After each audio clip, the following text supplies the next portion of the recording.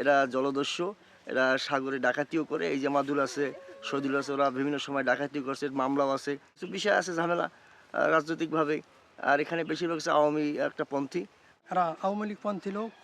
এরা আমার এই ভুয়া ডিগ্রি দিয়ে আমার মানুষের কাছে বিক্রি করার পর এখন দখল প্রদর্শন নিতে দেয় না।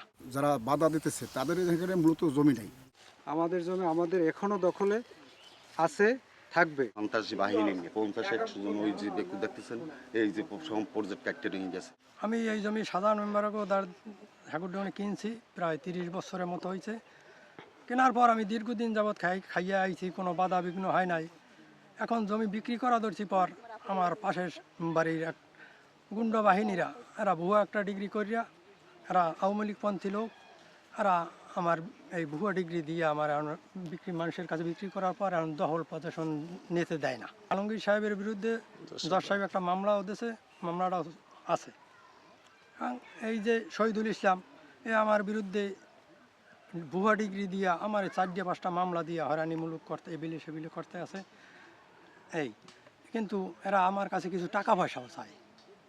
যদি আমার 2 লক্ষ টাকা দেয় তাহলে তো ঝামেলা থাকে না। এর লগে কিছু এই বাহিনীও আছে।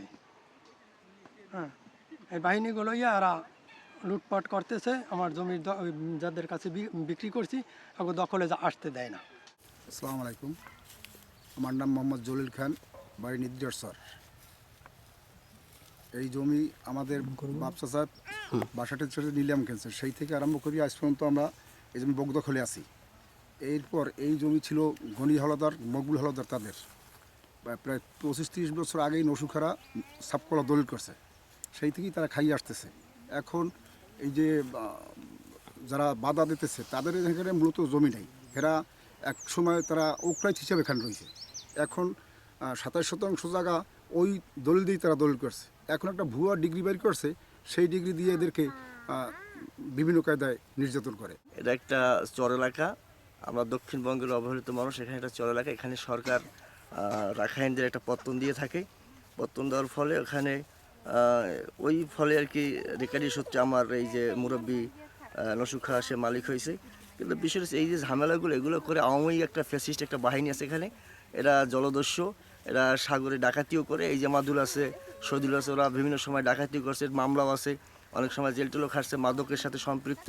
এখন এখানে হচ্ছে যারা নিরহ, যাদের বাচ্চা কাচ্চা ছেলেটেলে নাই, যারা একদম নিরহ অসহায়, এদের উপর তো হামলা নির্যাতনটাগুলো এখানে বেশি করে। কেন করে? তাদের তো ঠ্যাক দেওয়ার মতো কিছু নাই। যখন কেউ কোনো কাজবাজ করতে যায় তখন তো একটা বাধা সৃষ্টি করে, তাদের কিছু টাকা দাও। অলরেডি আমার নিজের কাছেই বলছে যে আমাদের যদি 1,30,000 টাকা দেওয়া হয় তাহলে আমরা এটা ছাড়িয়ে দেবো, এটা গুছাই দেবো, এর বিষয়। কিন্তু আমি কোনো কিছু বলিও না এই বিষয়ে। পরে আরও অনেকের কাছে এই কথা বলছে, পরে 2 লক্ষ টাকার একটা কন্ট্রাক্ট হয়েছে, কিন্তু পরে প্রশাসন এটা কোনো পদক্ষেপও নেয় নাই। কারণ আওয়ামী কিছু বিষয় আছে ঝামেলা রাজনৈতিকভাবে। আর এখানে বেশিরভাগ হচ্ছে আওয়ামী একটা পন্থী, আর এগুলো প্রতিহত করতে হবে। খালেদা জিয়ার যে ওই ব্যানার পড়ছিল আর কি, তারপরে মঞ্চ ভাঙছিল, এই গ্রুপটা এইটা আর কি, এটা শেখ হাসিনা পন্থী একটা গ্রুপ। যে 6 একর 7 জমি আমাকে পৈতৃক সম্পত্তি, 7 একর 6। এই জমিটা বিগত 52 বছর পর্যন্ত আমাদের ভোগ দখলে। কিন্তু এই যে প্রাকৃতিক যারা জমি কিনছে, সামান্য যারা আছে, এরা এই বিগত দিনে একটা ভুয়া ডিগ্রি বানাইয়া, সাপোজ মনে করেন এনে কিছু লোক আছে যেমন আওয়ামী লীগপন্থী, এরা ভুয়া ডিগ্রি বানাইয়া এই হয়রানি করতেছে। আমার তারা খাইয়েছে জমিটা, টইলে 1 নম্বর খাস করতে। এখন আমি বাড়ি থাকি একা, বাড়িতে আর কেউ থাকে না, যার ফলে এরা দৌড়লে সন্ত্রাসী বাহিনী নিয়ে 50-100 জন ওই যে দেখতেছেন, এই যে প্রজেক্ট একটা নিয়ে গেছে। তারপরে আমি কি করি, কোর্টে আইনের আশ্রয় নিই। প্রশাসনের তালতলি আগে প্রথম তালতলি থানায় আশ্রয় নিই, সে আসে আবার বন্ধ করে, আবার তারা চলে গেলে আবার বেকু স্টার করে।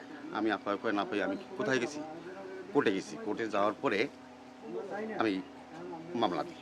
মামলা দেওয়ার পরে 11 তারিখ, আর এরা কাছে হলে 22 তারিখ থেকে শুরু করছে বেকু, এখনও মাঠে। আজকে তো 25 তারিখ।